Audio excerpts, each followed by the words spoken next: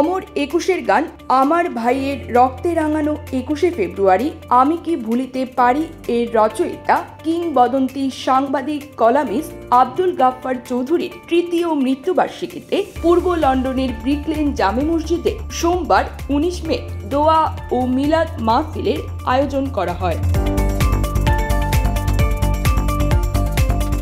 আব্দুল গাফফার চৌধুরীর রেখে যাওয়া শোকাহত ৪ সন্তান অনুপম রেজা চৌধুরী, তানিমা চৌধুরী, চিন্ময়ী চৌধুরী ও ইন্দিরা চৌধুরী পিতার মৃত্যুবার্ষিকীতে তার অনুরাগীদের সাথে নিয়ে এই স্মরণসভার আয়োজন করেন। সোমবার বাদ মাগরিব ব্রিকলেন জামে মসজিদের খতিব মাওলানা নজরুল ইসলামের পরিচালনায় অনুষ্ঠিত এই মাহফিলে কমিউনিটি ব্যক্তিত্ব, রাজনীতিবিদ, সাংবাদিক, কাউন্সিলর সহ বিপুল সংখ্যক ব্রিটিশ বাঙালি অংশ নেন।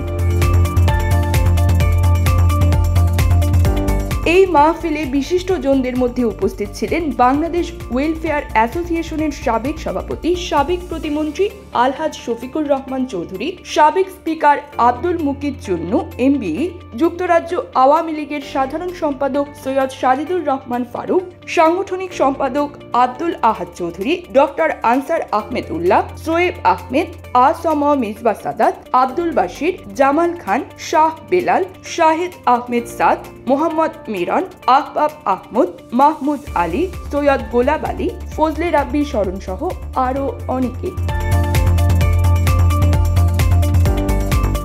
স্মৃতিচারণ করে বক্তব্যে প্রতিমন্ত্রী আলহাজ শফিকুর রহমান চৌধুরী বলেন, বাঙালির মনে যতদিন ২১ থাকবে, বাঙালির সংস্কৃতি যতদিন পৃথিবীর বুকে থাকবে, ততদিন বাঙালি আব্দুল গাফফার চৌধুরীকে চাইলেও ভুলতে পারবে না। আমরা চাই তিনি আমাদের অন্তরে বেঁচে থাকুক হাজার বছর।